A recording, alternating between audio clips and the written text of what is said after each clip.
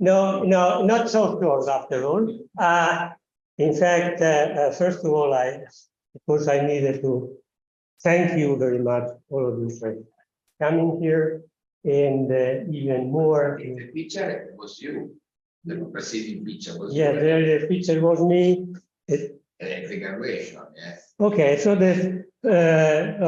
the left, my undergraduate discussion of physics in Bologna in 1975, Alberto Fattinelli.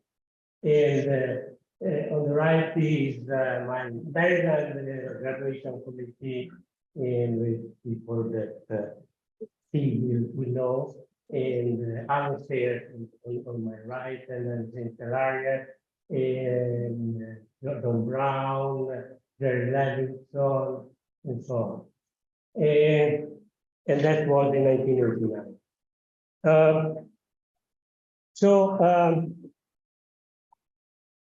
I was going to thank so much from my heart my colleagues for organizing this. I don't think that anybody might hope for a better way to retire than having such a nice meeting, talking about you and in discussing your views and so on. So that's a dream that I never had and that has come true.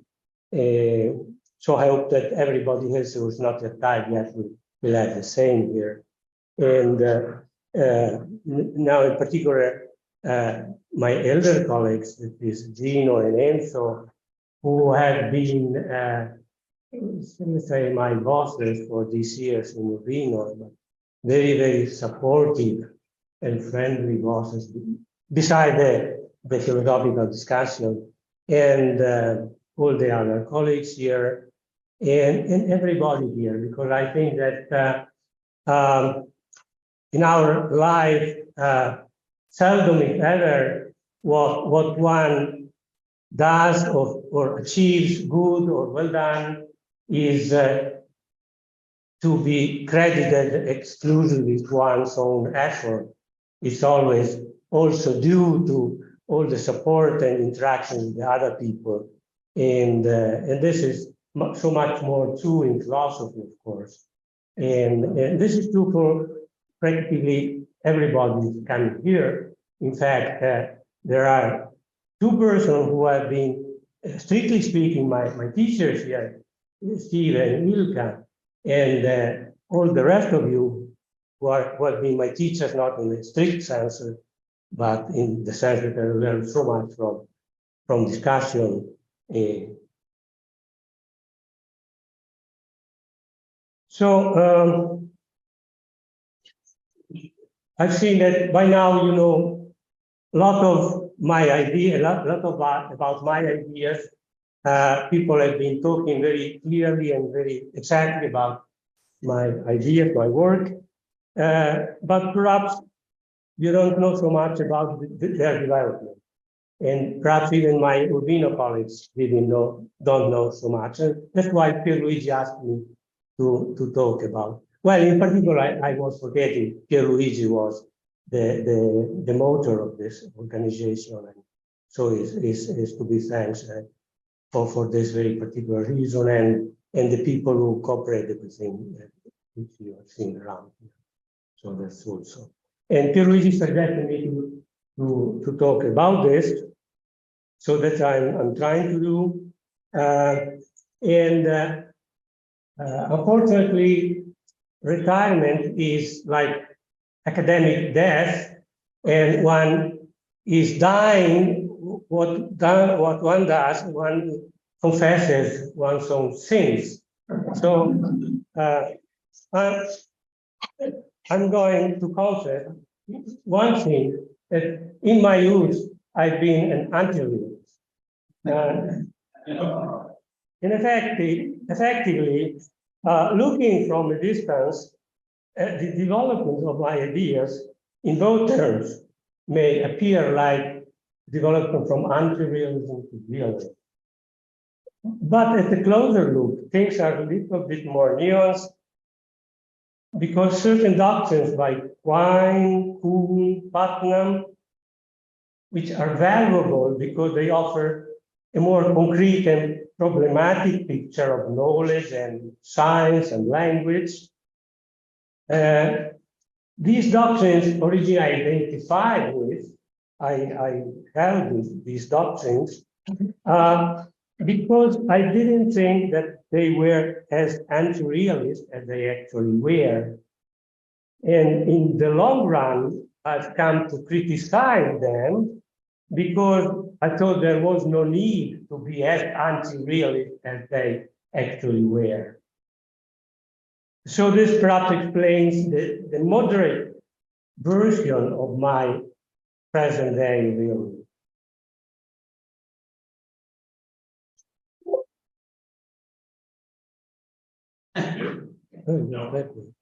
Yeah.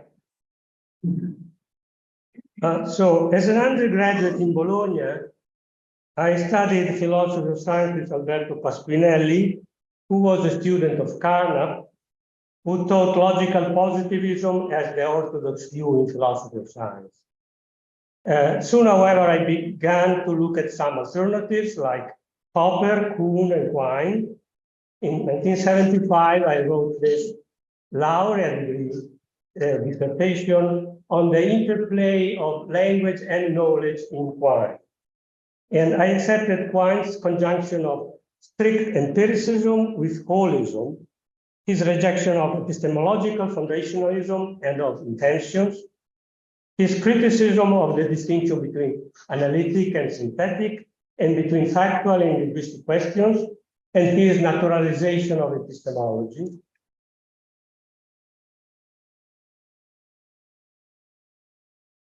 Thus, I defended his extensionalism against Carnap and Hintika, arguing that the notion of meaning, that is, intention, had a precise sense only when its identity conditions coincided with the terms, with those of terms.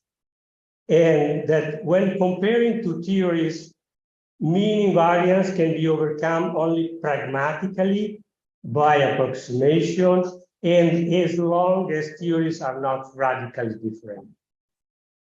However, I felt somewhat uneasy about the loss of propositional attitudes, of communication at home, of kinds, causes, and modalities in science. Therefore, I suggested that as a possible alternative, one could perhaps assume as primitive intentions rather than extensions. Besides, building on some suggestion by Kripke and Dammit, I propose to base intentions on intentions. In 1975 through 77, I taught religion in high school, and at the same time I enrolled in a master program here in Urbino. My final dissertation concerned the comparability of theories and the rationality of science in Kuhn, Lakatos, and Feyerabend. I agreed with Kuhn that experience is theory-laden, that all empirical controls presuppose some at least contextually a priori assumptions, that there are no transcendent rationality criteria, that choices about verification, falsification, and so on, which are made in accordance with different paradigms, may be equally rational. However, I maintain that all this did not justify Feyerabend's irrationalism. Why? Because the concept of rationality we always employ, the only possible one, is a relative and immanent concept. This is what I told them, not now. Moreover, I argue that this view was a coherent development of the Kantian subjectivist tradition in Western thought, a tradition which, for certain aspects, included even people like Popper and Lakatos and Jan Kuhn and so on. Kuhn's picture, however, was better than Kant's because it acknowledged that there is a plurality of a priori structures and then they can change over time. Yet I noticed that Kuhn's perspective raised the problem of the genesis and the justification of paradigms. And answering this problem by assuming that they are conventional would be forfeiting realism, as pointed out by Popper. This is a remark I made. And I think this was my first ever explicit remark about realism, which came directly from Popper.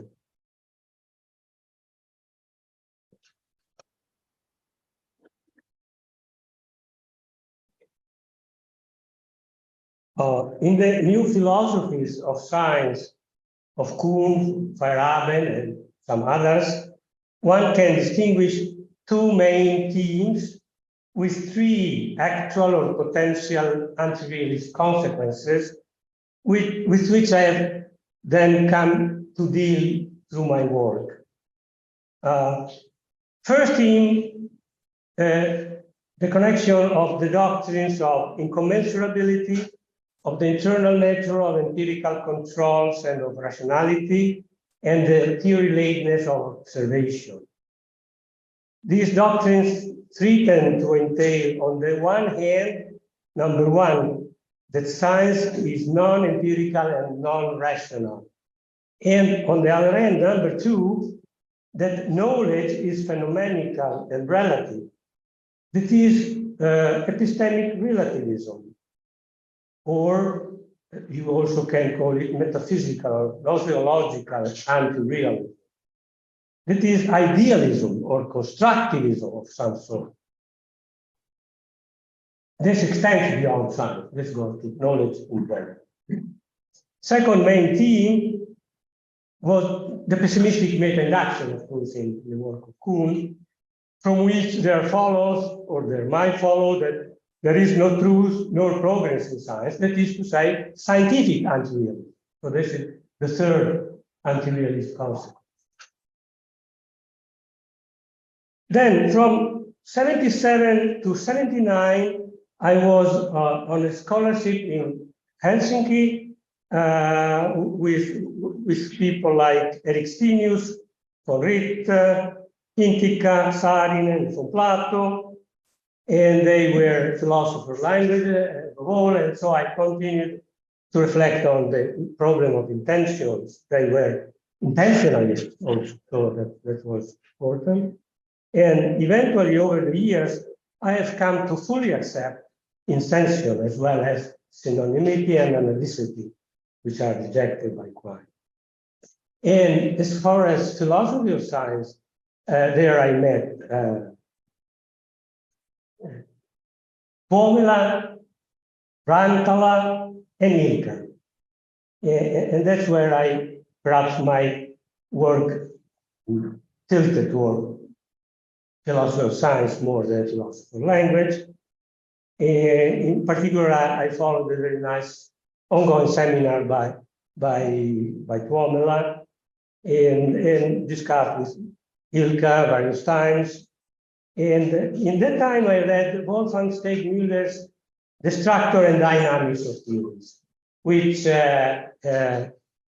was a book which used the structuralist view of theory, or non-statement view of theory that has been developed by Suppis, by Fred Sappi, Van Frassen, and others. And he used this structuralist view of theories to rephrase the meta-scientific concept used by Kuhn and to show that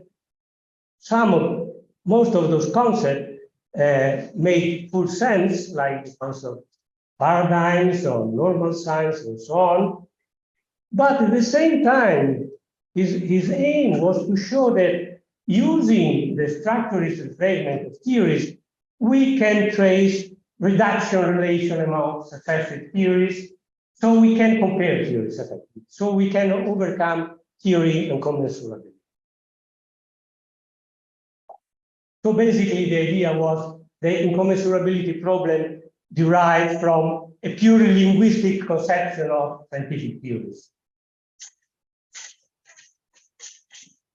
Thus, I began to see that a broader view of science, which took into account scientific dynamics and supra-theoretical entities like paradigms and others, and theory-ladeness and local a priori structures, all this needed not to contrast with the empirical and rational character of science. And in 1979, I asked Ilka to tutor an essay, a dissertation, which was to earn me a laudato degree in Helsinki, as you told yesterday, and I wrote then with him on these subjects.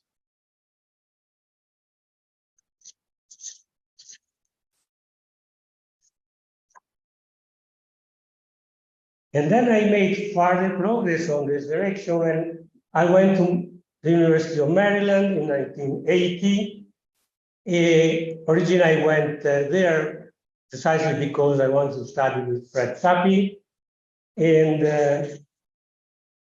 I retrieved some of my semester papers from 1980 and 1981. In the doctoral course, we had to follow regular courses and write papers. And from those papers, I've seen that I still believe that incommensurability was at least possible, and at least in principle possible, if not necessarily and in practice. So kind of moderate, still acceptance of Kuhn's view.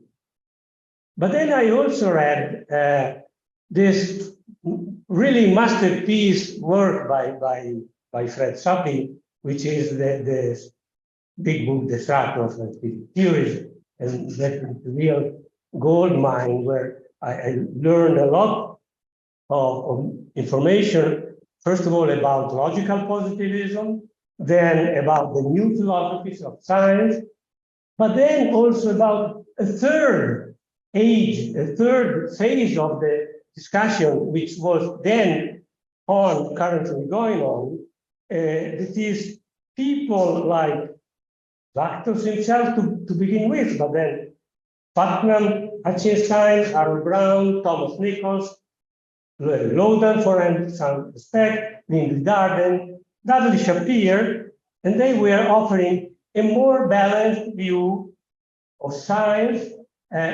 more balance of both the two earlier ones, that was based on a more concrete and realistic approach to what scientific practice actually is. So roughly, I would say that according to them, science was empirical, not in spite of, but thanks to the a priori local constraints. And moreover, science was rational, although which decisions are rational at each time depends on the conceptual and evidential background of that time.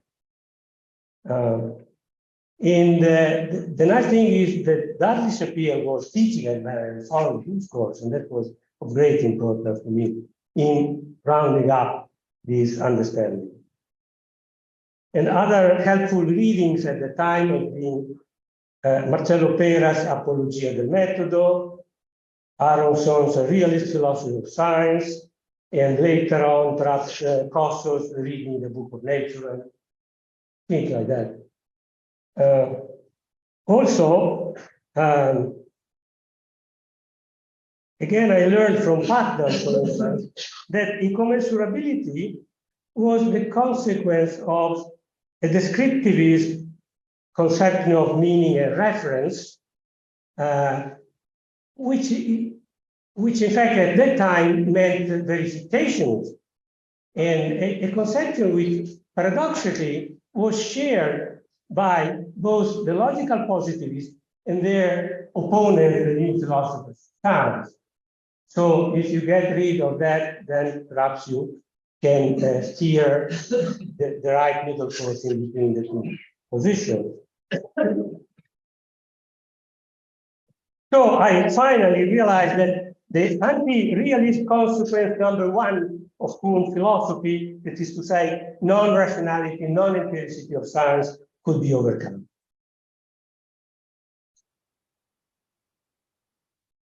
Now, one step back, again in Helsinki, in Formula seminar, I also had become interested in Rorty's rejection of the mirroring metaphor of knowledge and in Putnam's anti-realist turn, which took place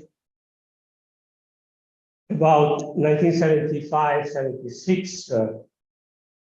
So shortly, Putnam had been wondering how to keep scientific realism in the face of the pessimistic induction. And also he was troubled by Goodman's problem of the incompatible yet equivalent descriptions that are often found in science. That is to say, basically by the problem of conceptual relativity. Also, he had given up, more or less given up his previous causal theory of reference. And then he didn't know how exactly language could be made to refer to mind-dependent entities, to mind-dependent world. In Reason, Truth, and History has a whole chapter showing that this is impossible.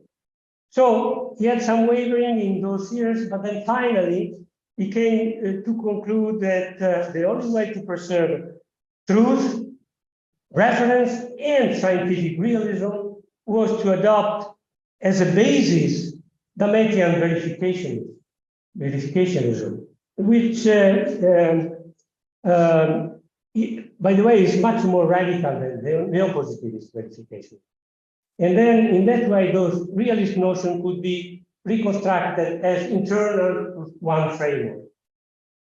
And that is the difference from metaphysical realism, what you call metaphysical realism, because that's supposed to hold independently of any framework, so externally.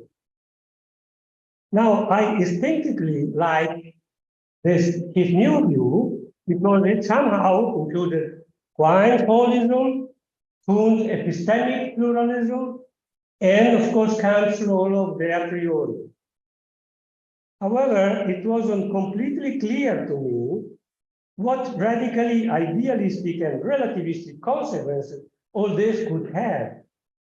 That is the anti-realist consequence number two, so before of Kuhn's consequence, is metaphysical anti-realism.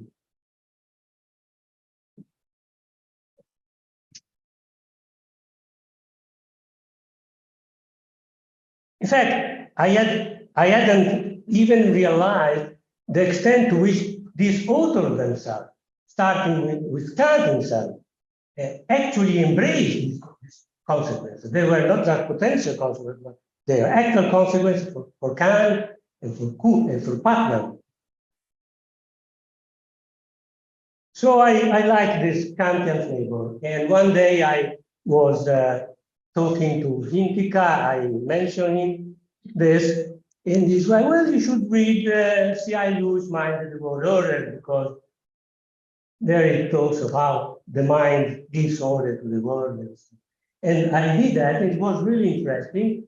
And some people then later told me that then I was an anti-realist because I like this view. But I thought from the beginning that that was not an answer.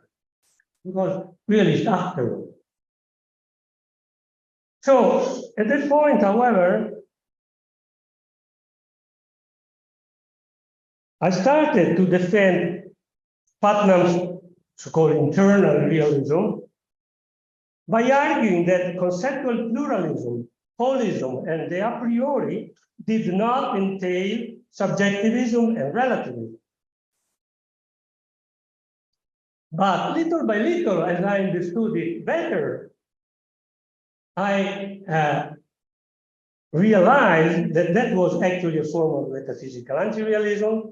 And then I went on pressing the very same point, but this time over as a criticism of Putnam.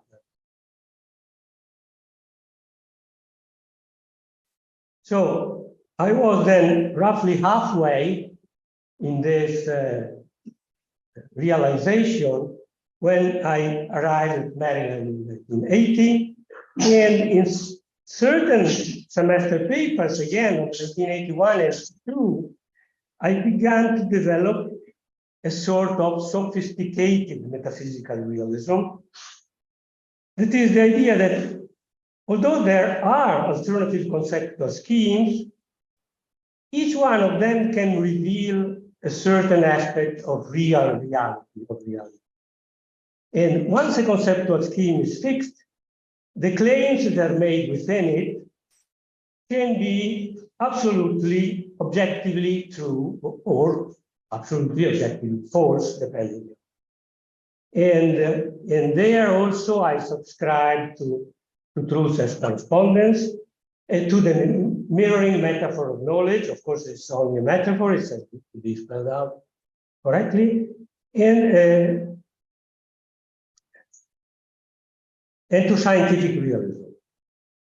And then I wrote my PhD dissertation, which was tutored by Alai, the guy who was in the picture, by me, on a critique of Putnam's anti-realism. That is the one which Ilka has extensively commented on yesterday. So I maintain that although knowledge has subjective, conventional, and a priori features, its content is a subject-independent reality.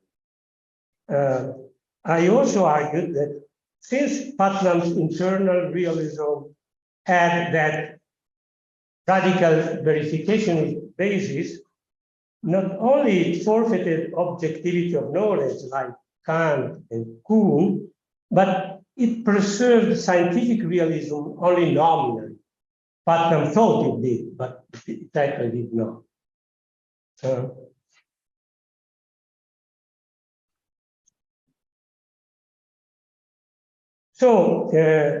As I was going to criticize Putnam, I needed to A, reject radical verificationism by answering Dammett's acquisition and manifestation challenges. B, solve problems, the Putnam's problem of how reference to external world was fixed. C, oppose Goodman's constructionism. And D, reconcile the relativity of knowledge with objectivity.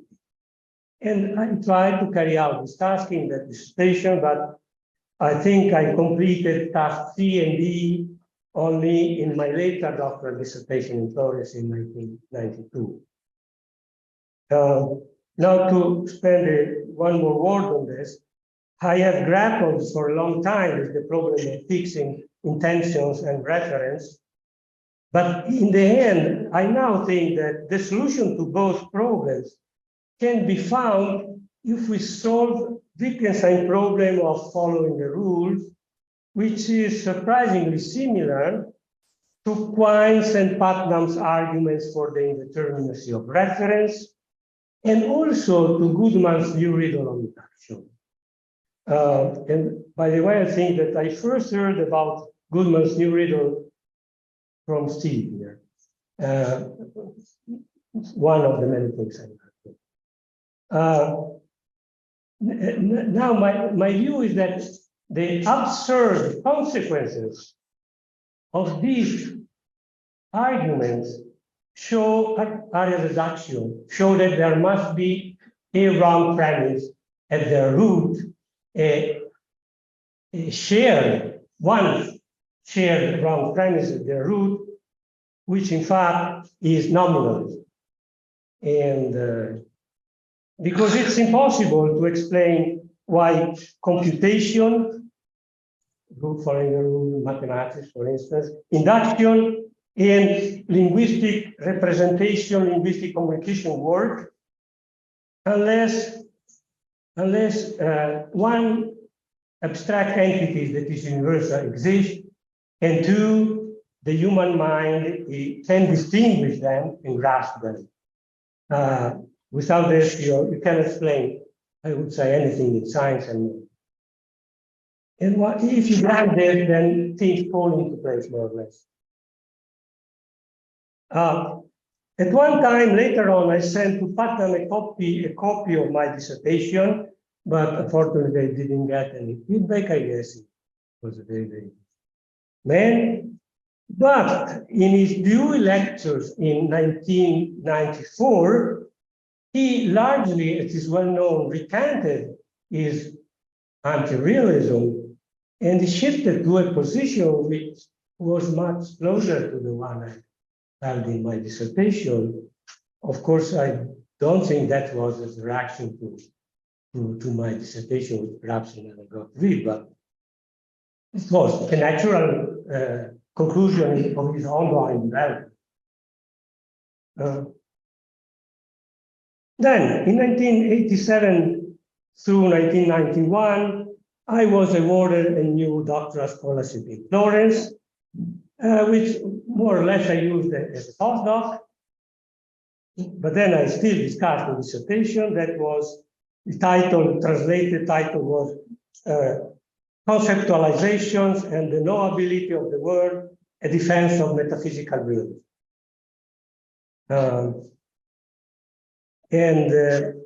In it, first of all, I generalized my defense of sophisticated metaphysical realism against various other arguments, such as those from so-called veil of perception and from the veil of conceptualization, for instance, argument by Rescher, by Roski, and so on. And then I went on to counter Goodman's and Putnam's argument from the equivalent descriptions I mentioned earlier. And I argue that such descriptions, yes, are alternative, but not contradictory. Therefore, they may well represent the same objective reality, although in different terms and under different respects. Granted, the word is not self-sorted as naive metaphysical realism, Hume, because it is we that sort it by our description scheme, whose choice is pragmatic and conventional. Yet, which sentences are true or false within each description scheme is an objective question.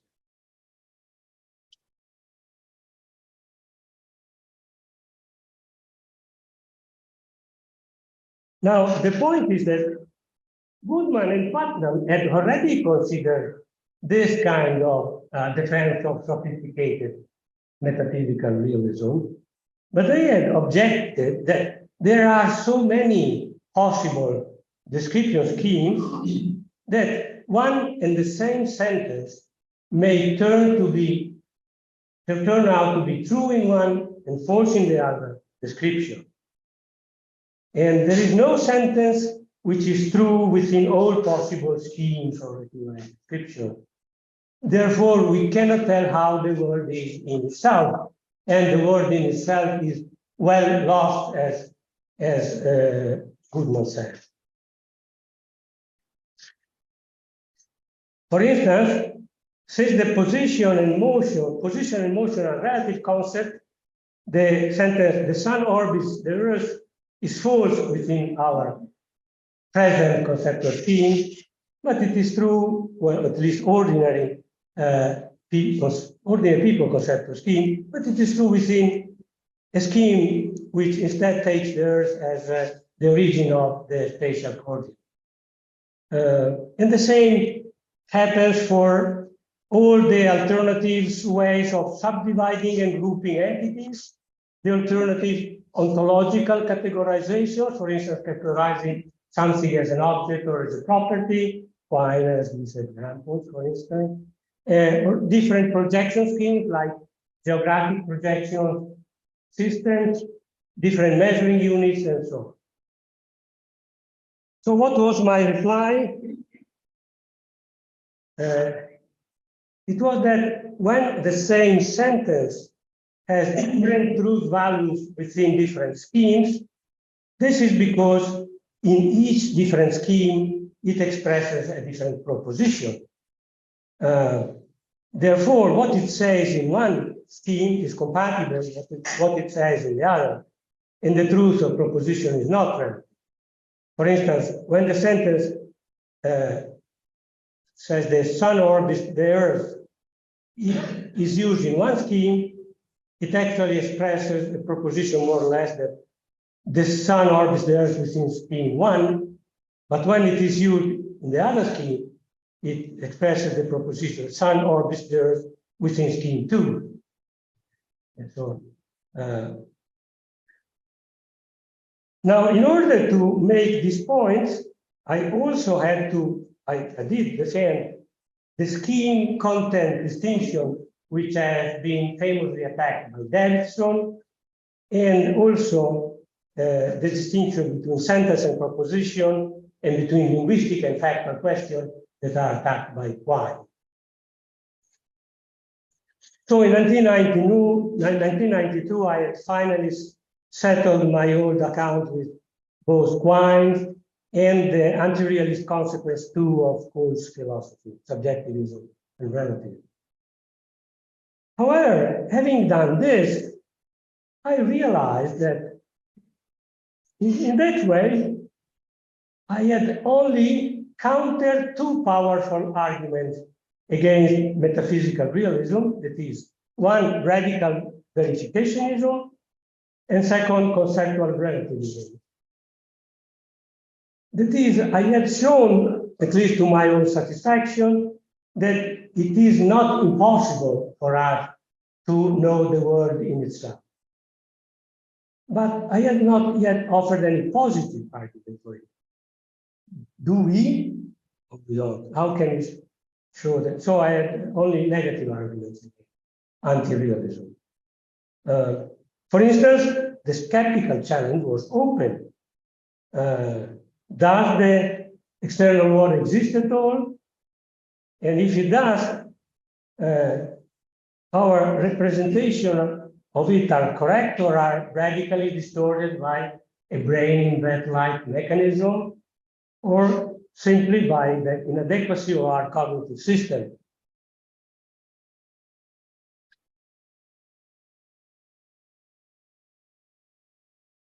And I had myself contributed to keep that challenge in place because I rejected verificationism. And verificationism is what is often used to reduce skepticism to meaninglessness. Precisely what Putnam had tried to do with brain that argument, but I rejected that.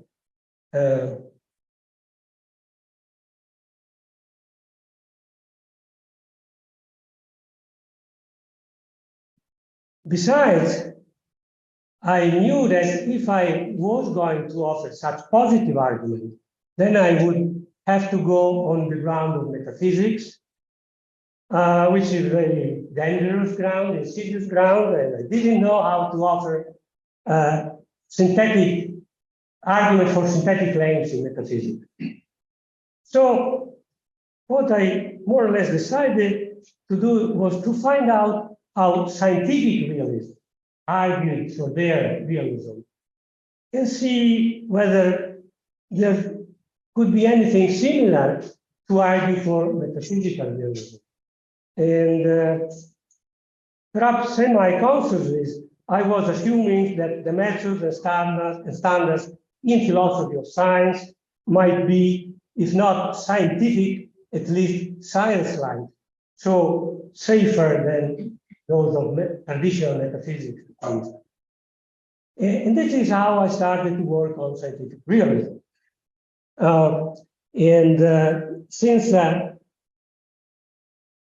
I think we have heard quite a lot about my views on scientific realism, perhaps I will skip this. And if there is time afterward, you can ask.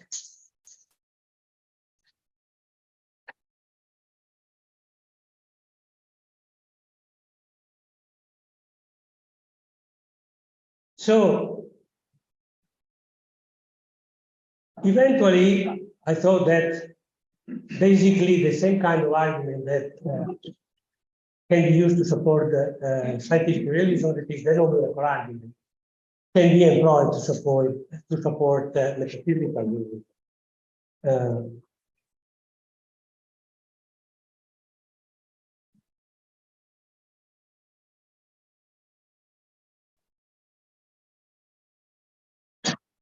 And I think Ilkas already has talked about this yesterday. It was just a short rehearsal.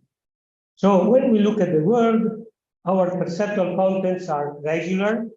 That is, either they are uniform or changing in a regular and continuous way. Think of when you turn your sight around, or when a car in the distance is approaching you. You are changing but continuous sensation. Besides, they are independent of our will or imagination. I cannot decide that I want the car go back in my visual field. Now, metaphysical realism explains this regularity by assuming that those perceptions are the way in which an objective and regular reality appears to us. That is, more or less, they are the values of a function which takes as argument the world on the one hand and our cognitive system on the other. Therefore, we know the subject-independent world in the sense that there is a covariance between our sensation and the structure of the process in the world. So we know it in a corresponding sense of knowledge. This is how the metaphysical realist would explain this. How about metaphysical anti-realism? Well, that would say that those perceptual contents have more or less nothing to do with the subject-independent world, even if it exists at all. They are just objective phenomena. But if so, why are they so regular? And then I can see four possible explanations. Explanation number one, each singular sensation or perception or alertness is ontologically independent of all the others, and their regular coordination is pure coincidence. But this is too improbable. It's you have to multiply the probabilities of each thing for how many things you have in the thousands and millions of perceptions in just a short time. So it gets certainly impossible, certainly improbable. So this is the typical numerical argument. This would be a miraculous coincidence. Second possible explanation is that those singular sensations or alertnesses are coordinated by our own mind. But how can it be since they are independent of it? Cannot change them at will. Third possible explanation, they are coordinated by God. And that is what Berkeley assumed, or by an evil demon like Descartes assumed. But these are miraculous. Gods and evil demons are miraculous. So that's to be excluded. Fourth, they may be coordinated by a mad scientist who keep our own brain in a vat and so on. But that's, well, I don't know if this is miraculous, but it's something very much more complex than the metaphysical realist picture, because it assumes this, all this mad scientists, the computer and all the inner structure of the computer and so on. So it's to be excluded because it runs afoul of Occam's theory. So basically, this is the kind of argument. I have some variants of this, and besides, like the regularity of perceptions show that they are not radically distorted. On the other side, the novel predictions, which are licensed by our theory, show that even theorization does not radically distort reality. So the theoretical entities we postulate do not exactly mirror what is out there, but they are covariant. They get us information about what we know. And in this, eventually, this also was immediately an argument against the external world skepticism.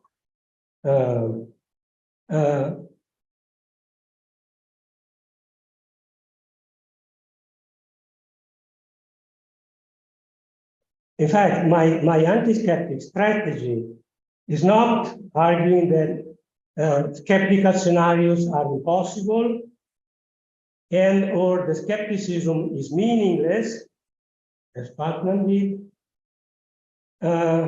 because this strategy involves verificationism of some kind. So it involves rejection of metaphysical anti-realism.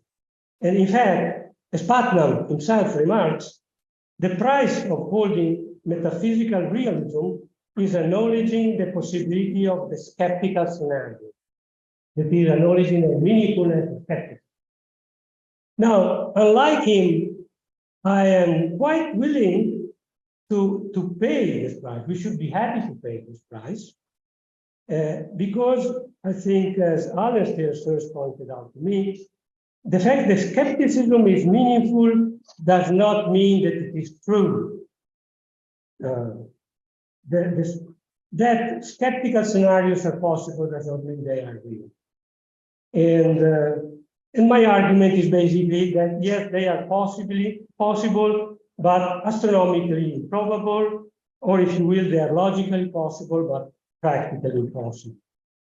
And I have in that book which George was mentioned, tried to, this was a very short and quick and for students and lay people. So I'm not really a specialist on skepticism, but I apply this to this kind of arguments also to skepticism about other subjects like induction, other minds, the past, and various kinds of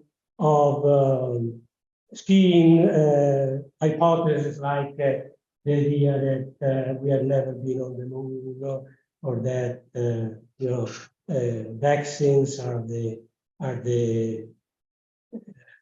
way to insert chips in your mind, so that and in all of these cases, the basic move is how do you know that it's not that way?